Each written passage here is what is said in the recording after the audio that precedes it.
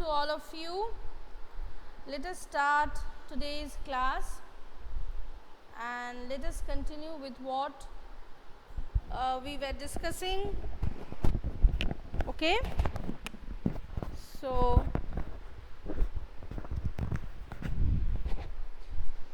we were dealing with industrialization and the negative parts, more or less we can say, or the dark side of the industrialization we were discussing. We have discussed about the women, children and their condition of the workers. We have also discussed about that whether the protest movements were on or not, means the protest movements were allowed or not, and what was the actual scenario of the protest movements, that we have discussed last day. And we have seen that actually the British government, not only they were harsh on India or in other colonies, but they were also harsh in their own country too. Okay, they were also harsh to their own country too, and they were not ready to give their own laborers or workers some suitable place or at least a standard of living. They were not ready to do that, right? So that was the situation. And now today we will see, or we will study a debate on the Industrial Revolution. Now the debate on Industrial Revolution, what is this debate? We are studying a lot of debates this year. We have studied a debate on whether we should call the Renaissance European Renaissance or not. We have discussed about that whether the 14th century 14th century conditions or the new agricultural technologies were good or not, that we have discussed the debate. We have also had a debate on Christianity, which is known as the Reformation movement, right? Now this is another debate. Please don't confuse all the debates with your head, within your head, because I hope if you are going to have a final exam and if you are going to have 8-mark questions there, you are going to face one of these debates as one of the questions, right? Okay, but if all the exams are like this type of MCQs, then I don't know how it's going to be. Okay, voice is not clear. Hey, somebody told me that it is clear. Sanjeevani, now is it clear? Let me see. Now is it clear?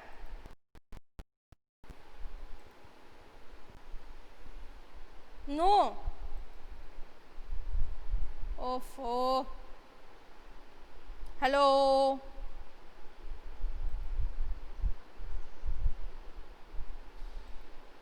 Hello. Now is it clear? Now is it clear? Yes. Good. Okay. Fine. So as you can hear me properly now, so we are dealing with today's Industrial Revolution, the debate.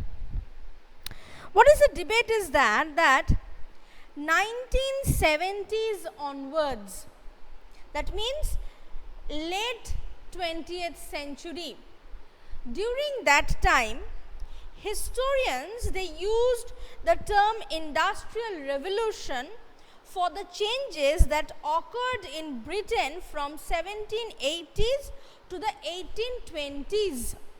So that means that the historians, you are unable to join, Piyusha. Okay, let me see. Piyusha. So how you are going to send me the message? Piyusha. I'm again calling you, Piyusha. Let's see. Okay, so yes, Usha is here. So what I was telling, that historians, they have termed the industrial revolution of England during the period of 1780s to 1820s, 1780s to 1820s. This was the time period of the industrial revolution, which was told by the historians that during this time the industrial revolution took place, right? But now in the modern time, historians who said this, they faced a lot of challenges. Regarding this comment. What are these challenges they faced? Number one, now the historians are saying that industrialization had actually been too gradual to be considered a revolution. Revolution means that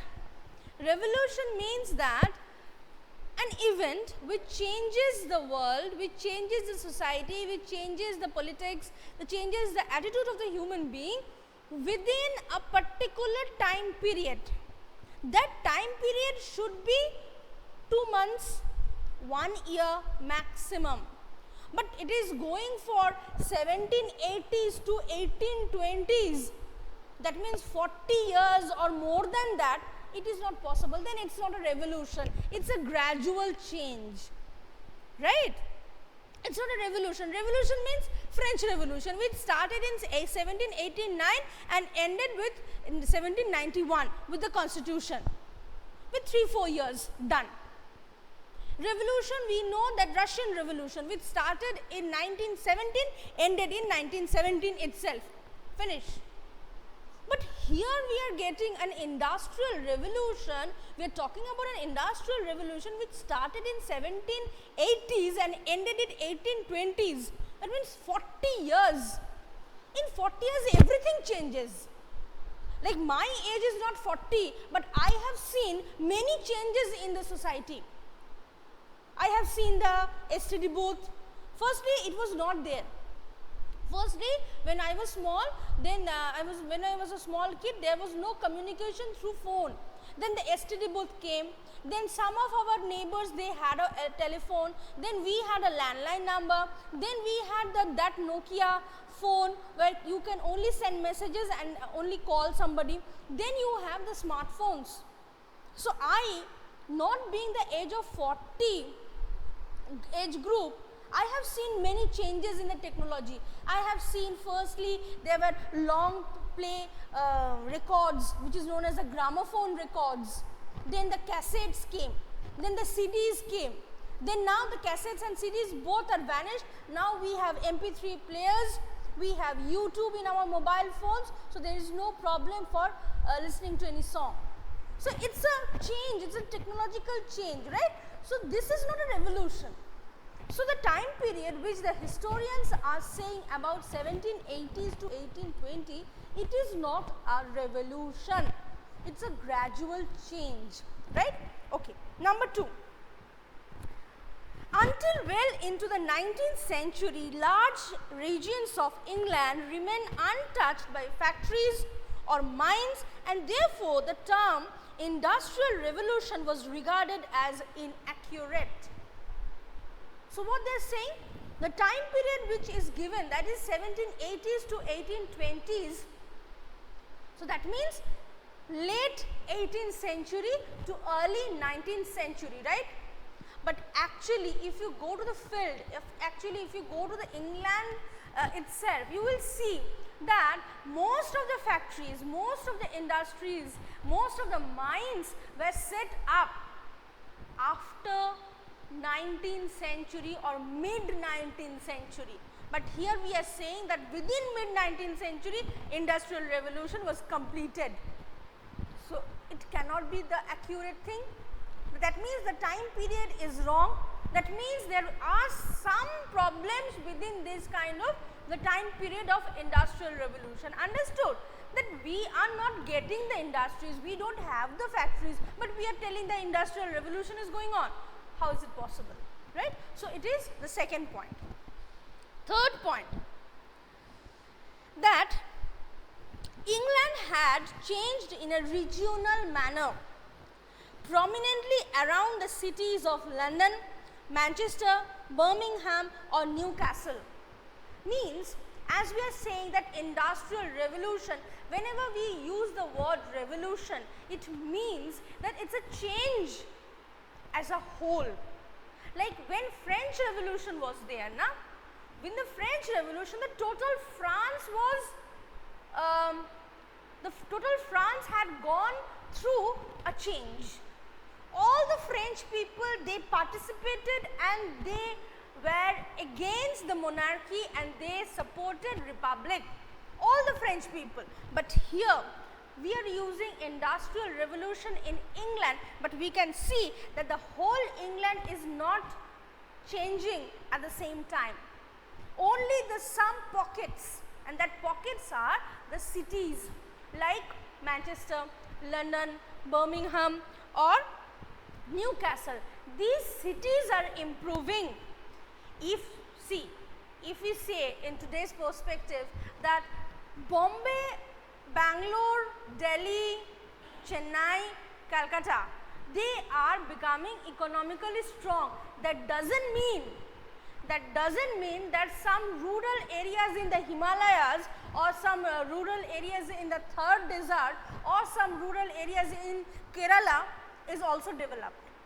No, there is no point of believing that.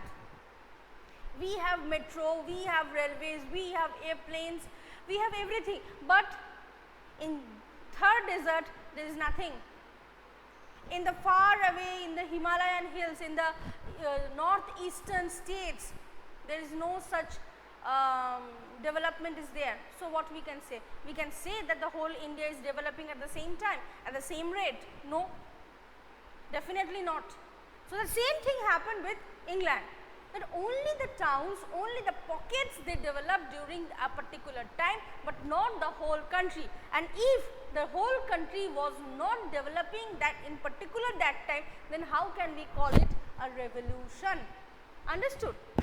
Now, the next is the first product which was industrialized in England was cotton textile, and the second was iron and steel. But in the case of cotton textile, the raw material was cotton, and as the raw material was cotton, it was not grown in England. England was completely dependent on India or America for this cotton. Understood? So, as England was completely dependent on India and America, they were buying the raw cotton from some other country and bringing that raw material to their country and then making the product. Will you call this an industrial revolution? When you don't have the raw material with you, how can you say? That is industries grown with the help of the colonies. So, what is the point of, what is the what we can say, what is the part played by English people there? They only use the raw cotton.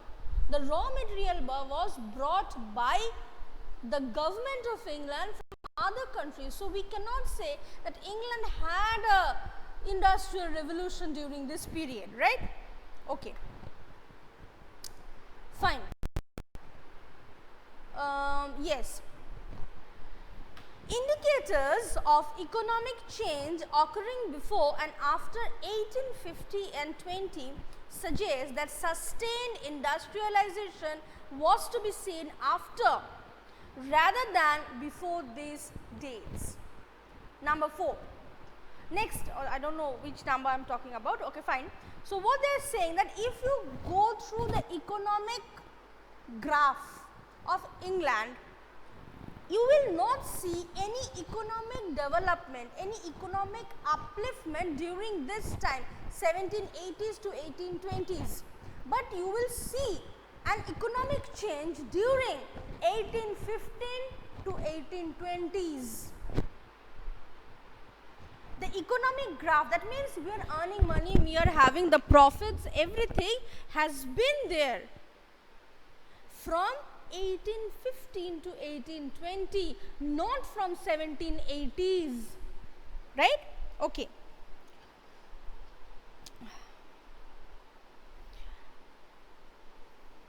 Fine.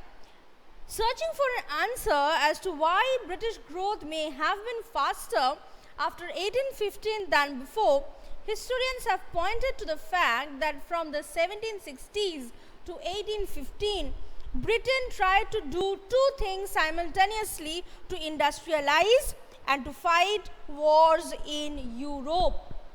So now the historians are also trying to see that why after 1815, why after 1815 the economic growth was higher, why not before? And while searching the answers, the historians got the answer like this, that from 1780s to 1820s, the British government was doing two things simultaneously. What? One, they were industrializing in a very peaceful, in a very slow manner, and on the other hand, they were fighting wars in Europe, because that was the time of Napoleon. 1804 to 1815, that was the time of Napoleon. So they were fighting wars with Napoleon, and Napoleon also had a blockage. And Shreya, switch off your camera. So the Napoleon had blocked England, so England was not sufficiently growing. Some of the factories, some of the industries were closed. So during 1780s to 1815, English industries were not producing in a higher manner. They didn't have a large growth, they didn't have a huge profit in the industrial sector due to they were busy in the war with the European mainland.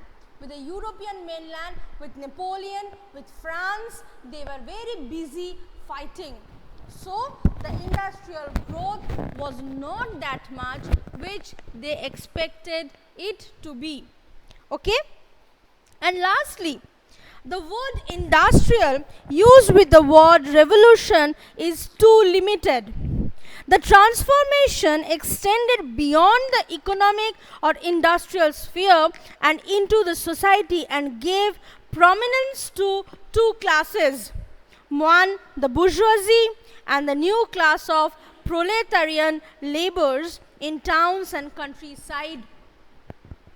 When we use the word industrial and revolution together, the meaning of these two words become too limited, because industrial means you are growing something mechanically in the factories, and revolution means you are changing the world, right? So that means in the industrial sector only, in the machinery world, in the production world, you are changing it. You are bringing any revolution in that. But it was not only the case. This industrial revolution also created a social revolution. It also changed the society. It also changed, or it also affected the economy of that particular society. And not only that, it permanently created two social and socio-economic groups of the society. One is a bourgeoisie, it's a French word which means the industrialists or the rich people, and another group is proletariat. This is also a French word which means the laborers. This industrial revolution not only affected the economic and industrial sector, but it also affected the society. It also created two socio-economic groups in the society. That is, one is the bourgeoisie, that is the industrialist class, that is the rich class, of the society and the proletarian, that means the laborers, workers or the poor section of the society, right. So, that is why it is advisable that not to use these two words together, either it is industrialization or it is something other, but industrial revolution we cannot use these two words simultaneously together. Okay? So, that is why historian R.E. Mason, sorry not R.E., it is A.E., sorry, very sorry. So, historian A.E. Mason has suggested that the best time for industrialization in England, the time should be from 1850 to 1914, because during this time on a massive scale there was a transformation in the whole economy, in the society and in the earlier or the upcoming future too. So, from 1850s to 1914, still yes, there were changes in the economic sector, in the society, in the living standards of people of England, in the business field, in the politics, in every field there were changes. So, it is better, according to historian A.E. Mason, that it is better to call the industrial period or industrial revolution or industrialization from 1850 to 1914, not from 1780s to 1820s. Understood? Okay. So, with this we end the chapter here, and now any questions, queries, doubts, whatever you have from this chapter or today's topic.